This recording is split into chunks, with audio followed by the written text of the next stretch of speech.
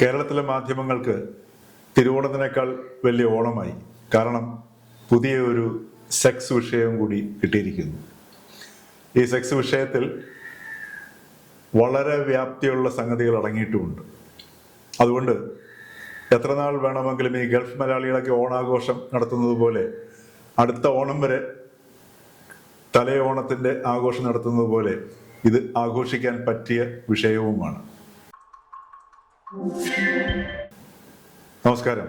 കുറേ ദിവസങ്ങളായി സാമൂഹ്യ മാധ്യമങ്ങളിൽ നന്നായിട്ട് പുകഞ്ഞുകൊണ്ടിരുന്ന ഒരു വിഷയം, നടി റിനി ആൻ ജോർജിൻ്റെ വെളിപ്പെടുത്തലോടുകൂടി അത് അഗ്നിപർവ്വതമായി പൊട്ടിത്തെറിച്ചു.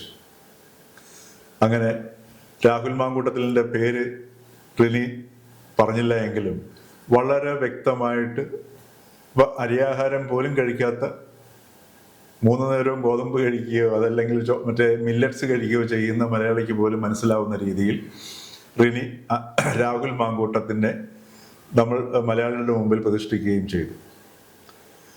രാഹുൽ മാങ്കൂട്ടത്തിലിൻ്റെ പീഡനങ്ങൾക്ക് ഇരയായിട്ട് ഒട്ടനവധി സ്ത്രീകൾ ഉണ്ടായിട്ടുണ്ടെന്നും അവരാരും പറയാൻ തയ്യാറാകാത്തതിൻ്റെ പേരിൽ ഒരു പ്രതിനിധിയായിട്ട് വന്ന് തനിക്ക് നേരിട്ട് പീഡനം ഏറ്റിട്ടില്ലെങ്കിലും സാമൂഹ്യ മാധ്യമങ്ങളിലൂടെയുള്ള പീഡനം മാത്രമേ ഏൽക്കേണ്ടി വന്നിട്ടുള്ളൂ, അത് താൻ സ്വന്തം നിലയിൽ നേരിടുകയും ചെയ്തു എന്ന് പറഞ്ഞിട്ട് റിനി ഈ നേതാവിൻ്റെ, അപ്പോൾ അവർ പറയുന്നുണ്ട്, അവർ പറഞ്ഞത് തന്നെയാണ് എന്നുള്ള വിഷയം. ഇത് എനിക്ക് ഒരു സ്ത്രീ എന്ന നിലയിൽ വ്യക്തമായ നേരിട്ട പ്രശ്നം കൊണ്ടോ ഒന്നുമല്ല, ജനായത്ത സംവിധാനത്തിലെ ധാർമ്മികതയുടെ പ്രശ്നമാണ് താൻ ഉയർത്തുന്നതെന്നും പറയുകയുണ്ടായി.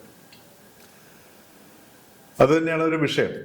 പക്ഷേ നമ്മൾ ഈ കഴിഞ്ഞ കുറേ വർഷങ്ങളായിട്ട്, വിശേഷിച്ചും ഇന്ത്യ വിഷൻ ചാനലിൻ്റെ വരവോടുകൂടി കേരള രാഷ്ട്രീയത്തിൻ്റെ ഒരു ചരിത്രം മാറുകയാണ്.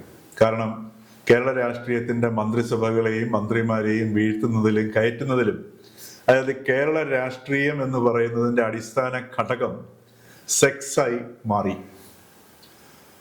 എന്ന് വെച്ചാൽ അത് വെറും കെട്ടുകഥയാണോ എന്ന് ചോദിച്ചു കഴിഞ്ഞാൽ അല്ലതാനും, അതിനകത്ത് ചില യാഥാർത്ഥ്യങ്ങളുമുണ്ട്. അപ്പോൾ അങ്ങനെ ഈ സെക്സിൻ്റെ ഒരു ചർച്ച ശരിക്കും പറഞ്ഞു കഴിഞ്ഞാൽ ഈ ടെലിവിഷൻ മാധ്യമങ്ങളുടെ വരവോടുകൂടി സൂര്യനെല്ലി കേസ് മുതലാണ്. സൂര്യനെല്ലി കേസൊക്കെ നമ്മൾ അവതരിപ്പിക്കുന്നതിൻ്റെ വലിയ ഒരു പീഡനത്തിൻ്റെ ധാർമ്മികത ഉയർത്തി ഒരു വശത്ത് നിർത്തിക്കൊണ്ട് അതിൻ്റെ പീഡനത്തിൻ്റെ ഒരു ദുരൂഹവും ഗുഹ്യവും അതോടൊപ്പം തന്നെ അതിൻ്റെ ഈ സെക്സും കുറ്റകൃത്യവും ചേർന്നിട്ടുള്ള ഒരു സംഗതി എല്ലാം കൂടെ ചേർന്നിട്ടുള്ള മസാലകളുടെ വിപണനാത്മകതയുമാണ് മാധ്യമങ്ങളെ ശരിക്കും പറഞ്ഞാൽ സൂര്യനെല്ലി കേസ് ഉയർത്തിക്കൊണ്ടുവരാനും അത് നിലനിർത്തിക്കൊണ്ടു പോകാനും പ്രേരിപ്പിച്ച ഒരു ഘടകം എന്ന് പറഞ്ഞാൽ ആർക്കും നിഷേധിക്കാൻ പറ്റില്ല. കാരണം പത്രങ്ങളാണെങ്കിലും ടെലിവിഷനാണെങ്കിലും അത് വളരെയധികം വിപണന സാധ്യത ഒരുക്കി കൊടുത്തു എന്നുള്ളത് യാഥാർത്ഥ്യമാണ്. കാരണം സെക്സ് അധികാരമുണ്ട്, സെക്സ് ഉണ്ട്, പിന്നെ എന്തെല്ലാം ചേരുവകളാണ് ഒരു മസാലയ്ക്ക് വേണ്ട അതെല്ലാം അതിനകത്തുണ്ടായിരുന്നു. അത് ശരിക്കും പറഞ്ഞു കഴിഞ്ഞാൽ മാധ്യമങ്ങളുടെ ഒരു അനായാസ മാധ്യമ പ്രവർത്തനത്തിലൂടെ എങ്ങനെ പ്രചാരം കൂടുതൽ നേടാം. ഇപ്പം ടെലിവിഷൻ വന്നപ്പോഴത്തേക്ക് ഇന്ത്യ വിഷൻ വന്നതോടുകൂടി ഇന്ത്യ വിഷനിലെ ഐസ്ക്രീം പാർലർ കേസ് പൊട്ടിച്ചതോടുകൂടിയാണ് അതുവരെ ഉണ്ടായിരുന്ന ഈ സൂര്യനെല്ലി കേസിന്റെ കാലഘട്ടത്തിൽ തുടങ്ങിയിട്ട് അതിന്റെ കവറേജിന്റെ സമയത്തും ഉണ്ടായിരുന്ന ചില നിയന്ത്രണങ്ങളെ കംപ്ലീറ്റ് പൊട്ടിച്ചെറിഞ്ഞുകൊണ്ട് മുഴുവൻ തുറന്നു കാട്ടുന്ന ഒരു അവസ്ഥയിലേക്ക് വന്നു. അത് തുടക്കത്തിൽ പ്രത്യക്ഷത്തിൽ അത് നമുക്ക് ഭയങ്കര ആദർശ മാധ്യമ പ്രവർത്തനമോ ധീരമായ മാധ്യമ പ്രവർത്തനമോ എന്നൊക്കെ തോന്നാം. പക്ഷേ അതിൻ്റെ പിന്നിലുള്ളത് ഒരു താല്പര്യം എന്ന് പറയുന്നത് കൂടുതൽ ജനശ്രദ്ധ തങ്ങളുടെ മാധ്യമത്തിലേക്ക് കൊണ്ടുവരിക എന്നുള്ളത് തന്നെയാണ്.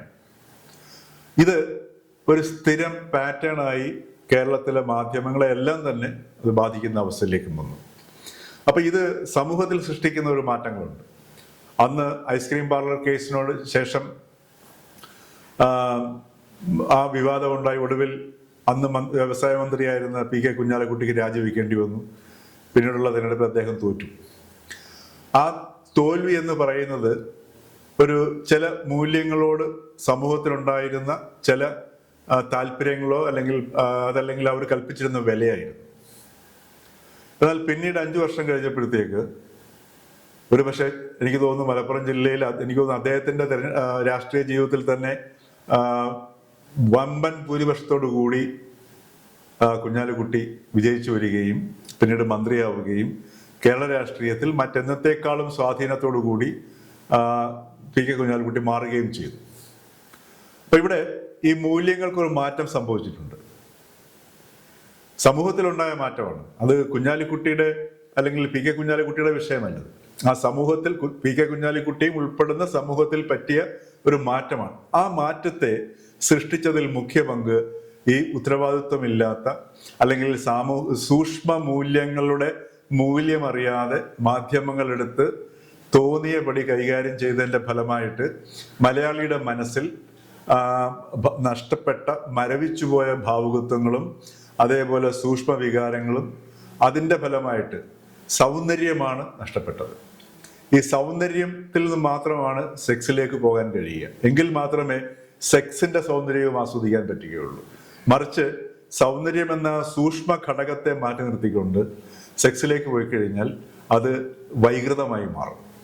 ആ വൈകൃതങ്ങളുടെ വാർത്തകളാണ്. അത് സ്വാഭാവികമായിട്ടും അത് സമൂഹത്തിൽ ബാധിക്കുകയും നമ്മൾ പിന്നീട് എല്ലാ ദിവസവും എല്ലാ സമയവും ഈ പീഡന വാർത്തകളുടെയും രതിവൈകൃതങ്ങളുടെ വാർത്തകളുടെയും അതേപോലെ ഈ പറഞ്ഞതുപോലെ മലയാളി ഇതുവരെ കേട്ട് പരിചയിച്ചിട്ടില്ലാത്ത രീതിയിലുള്ള വാർത്തകളുടെ ഈ സെക്സ് വൈകൃത വാർത്തകളെല്ലാം മാധ്യമങ്ങളിൽ നിറയുകയുണ്ടായി. ഇതെല്ലാം സമൂഹത്തിൽ വന്ന മാറ്റങ്ങളുടെ പ്രതിഫലനമാണ്. അതായത് സൗന്ദര്യം എന്ന് പറയുന്ന സംഗതി പൂർണ്ണമായും ഇല്ലാത്ത ഒരവസ്ഥയിൽ. ഒന്ന് ആലോചിച്ച് നോക്കുക. നദിയിലൂടെ വേണം, നദിയാണ് സമുദ്രത്തിലേക്ക് ചെല്ലേണ്ടത്. മറിച്ച് നദി വറ്റിപ്പോയി കഴിഞ്ഞാൽ സമുദ്രം നദിയിലേക്ക് പ്രവേശിക്കും. നദിയിലേക്ക് പ്രവേശിക്കുക എന്ന് പറഞ്ഞു കഴിഞ്ഞാൽ നാട്ടിലേക്ക് വരും. സമുദ്രം നാട്ടിലേക്ക് വരും. നാട്ടിലേക്ക് വന്നു കഴിഞ്ഞാൽ അവിടുത്തെ ഭൂഗർഭജലം ഉപ്പുള്ളതായി മാറും. അവിടെ കൃഷിയില്ലാണ്ടായി മാറും, പച്ചപ്പില്ലാണ്ടായി മാറും. അവിടുന്ന് മനുഷ്യർ ഒഴിഞ്ഞു പോകും. ഒന്നുകിൽ ആ പ്രദേശം മരുഭൂമിയായി മാറും, അതല്ല എങ്കിൽ അവിടെ കടൽ കയറും. ഇതാണ് ഈ സൗന്ദര്യമില്ലാതെ സെക്സ് വരുമ്പോഴുണ്ടാവുന്ന ഏറ്റവും വലിയ അപകടം. ഇന്നിപ്പോൾ രാഹുൽ മാങ്കൂട്ടത്തിൻ്റെ വിഷയം അത് തന്നെയാണ്. ഇത് ഉയർത്തുന്ന ഒരുപാട് പ്രശ്നങ്ങളുണ്ട്. രാഷ്ട്രീയത്തിനും ജനാധിപത്യ സംവിധാനത്തിനും അപ്പുറത്തേക്ക് നമ്മളിവിടെ സാമൂഹികമായ മൂല്യങ്ങളും മാധ്യമങ്ങൾ ഈ വിഷയങ്ങള് ഈ സെക്സിനെ കൈകാര്യം ചെയ്യുന്നു, അല്ലെങ്കിൽ സെക്സും കേരള രാഷ്ട്രീയവും തമ്മിൽ എങ്ങനെ കൂടിക്കുഴഞ്ഞു കിടക്കുന്നു, ഇവയെല്ലാം കൈകാര്യം ചെയ്യുന്ന രീതികളെ മാധ്യമങ്ങൾ എങ്ങനെ കൈകാര്യം ചെയ്യുന്നു എന്നുള്ളതിൻ്റെ ആ ഒരു വെളിച്ചത്തിലാണ് ഈ വിഷയം നമ്മൾ പരിശോധിക്കുന്നത്. അപ്പൊ അവിടെയാണ് ഈ മാധ്യമങ്ങളുടെ സൂക്ഷ്മമായ ഒരു കാഴ്ച, ഒരു ദൃഷ്ടി മറ്റെല്ലാവരും രാഷ്ട്രീയ നേതാക്കളും സാധാരണ ജനങ്ങളും ഒക്കെ കാണുന്നതിന് അതീതമായിട്ട് സൂക്ഷ്മമായ ഒരു ദൃഷ്ടി മാധ്യമ പ്രവർത്തനത്തിന് അടിയന്തരമായി ആവശ്യമായി വരുന്നത് ഇവിടെയാണ്. ആ ദൃഷ്ടി എന്ന് പറയുന്നത് സൗന്ദര്യത്തിൽ ഊന്നിക്കൊണ്ടുള്ളതായിരിക്കണം. ആ സൗന്ദര്യം എന്ന് പറയുന്നത് പെട്ടെന്ന് അങ്ങനെ വരുന്ന സംഗതിയല്ല. അത് നിരന്തരമായ ഒരു പരിശ്രമത്തിലൂടെ, നിരന്തരമായ ഒരു നിരീക്ഷണത്തിലൂടെ, പഠനത്തിലൂടെ ഒരു വ്യക്തിക്ക് വന്നു ചേരേണ്ട ഒരു ക്വാളിറ്റിയാണ്, ഒരു ഗുണമാണ് ഈ സൗന്ദര്യം എന്ന് പറയുന്നത്. അത് മാധ്യമ പ്രവർത്തനത്തിന് ഇല്ലാതായി പോയതിൻ്റെ ഒരു പരിണിത ഫലമാണ് നാം ഇന്ന് കാണുന്ന ഈ രാഹുൽ മാങ്കൂട്ടത്തിൻ്റെ എത്തി നിൽക്കുന്ന ഈ ലൈംഗിക ആരോപണങ്ങളും അദ്ദേഹം നേരിടുന്ന വിഷയങ്ങളും അതുപോലെ തന്നെ പുറത്തു വന്നിരിക്കുന്ന പിന്നെ വാട്സപ്പ് ഓഡിയോകളും വീഡിയോകളും എല്ലാം ഇതിലേക്കാണ് സൂചിപ്പിക്കുന്നത്. അവിടെ നമ്മൾ ആലോചിക്കേണ്ട മറ്റൊരു വിഷയം കൂടെ ഉണ്ട്. കേരളത്തിൻ്റെ വിദ്യാഭ്യാസം. കാരണം വലിയൊരു വിശാലമായ ഒരു സംഭവത്തിലേക്കാണ് ഈ രാഹുൽ മാങ്കൂട്ടത്തിന് എതിരെ ഉണ്ടായിരിക്കുന്ന ഇപ്പോഴത്തെ ഈ വിഷയം എത്തി നിൽക്കുന്നത്. രാഹുൽ മാങ്കൂട്ടത്തിൽ പഠിച്ചത്, രാഹുൽ മാങ്കൂട്ട സമർത്ഥനായ വിദ്യാർത്ഥി, അതായത് കേരള രാഷ്ട്രീയത്തിലൊക്കെ വന്ന് വീഴേണ്ട ഒരു വ്യക്തിത്വമായിരുന്നു രാഹുൽ മാങ്കൂട്ടത്തിൽ. കാരണം ഇന്ത്യയിലെ തന്നെ ഏറ്റവും പ്രശസ്തമായ വിദ്യാഭ്യാസ സ്ഥാപനമാണ് സെന്റ് സ്റ്റീഫൻസ് ഡൽഹി എന്ന് പറയുന്നത്. അത് നമ്മുടെ ചില വിദ്യാഭ്യാസ സങ്കേതത്തിന്റെ ഒരു അവസാന വാക്കാണ്. ഇപ്പം ശശി തരൂരൊക്കെ അവിടെ പഠിച്ച അവിടുത്തെ പൂർവ്വ വിദ്യാർത്ഥികളാണ്. അതുപോലെ തന്നെ പ്രഗത്ഭന്മാരും പ്രഗത്ഭവതികളുമായിട്ട് ഒട്ടേറെ പേരുണ്ട്. അപ്പൊ അങ്ങനെ സെന്റ് സ്റ്റീഫൻസിൽ പഠിച്ച ഒരു വിദ്യാർത്ഥി നമ്മുടെ കേരള രാഷ്ട്രീയത്തിലേക്ക് വരുമ്പോൾ സ്വാഭാവികമായിട്ടും ഏറ്റവും ഔന്നത്യം കാഴ്ചപ്പാടുകളിലും പ്രവർത്തനങ്ങളിലും പുലർത്തേണ്ട വ്യക്തിയാണ്. ഇവിടെ മലയാളിയുടെ മുമ്പിൽ രാഹുൽ മാങ്കൂട്ടത്തിൽ ഉന്നയിക്കുന്ന ഒരു വലിയ വിഷയം എന്ന് പറയുന്നത് വിദ്യാഭ്യാസവും സംസ്കാരവും തമ്മിലുള്ള ബന്ധമാണ്. എന്ന് വെച്ചാൽ അറിവും ആർജിതമായ അറിവും അതിൻ്റെ പ്രയോഗവും. നമ്മൾ അറിവ് നേടുന്നത് പ്രയോഗിക്കാൻ വേണ്ടിയിട്ടാണ്, മറിച്ച് മറ്റുള്ളവരെ കബളിപ്പിക്കാനോ അല്ലെങ്കിൽ മറ്റുള്ളവരുടെ മുമ്പിൽ മേനി നടിക്കാനോ ഉള്ളതല്ല. അറിവ് നേടുന്നത് ആചരിക്കാനാണ്, ആ പ്രവൃത്തിയിലേക്ക് കൊണ്ടുവരിക. ഈ ഒരു വലിയ വിഷയം ഇന്ന് ഈ 100% ലിറ്ററസി പ്രബുദ്ധ കേരളം എന്നൊക്കെ പറയുമ്പോൾ നമ്മൾ മനസ്സിലാക്കേണ്ട സംഗതി, ഈ നമ്മളുടെ നാട്ടിലെ വിദ്യാഭ്യാസവും സംസ്കാരവും, വിദ്യാഭ്യാസം നേടിയ അറിവിനെ പ്രവൃത്തിയിൽ കൊണ്ടുവരുമ്പോൾ പ്രകടമാകുന്നതാണ് സംസ്കാരം എന്ന് പറയുന്നത്. ഇത് തമ്മിലുള്ള ബന്ധമാണ് ഈ രാഹുൽ മാങ്കൂട്ടത്തിൽ വിഷയം ഇപ്പോൾ നമ്മളുടെ ഓരോ മലയാളിയുടെ മുമ്പിലും ഉന്നയിക്കുന്നത്.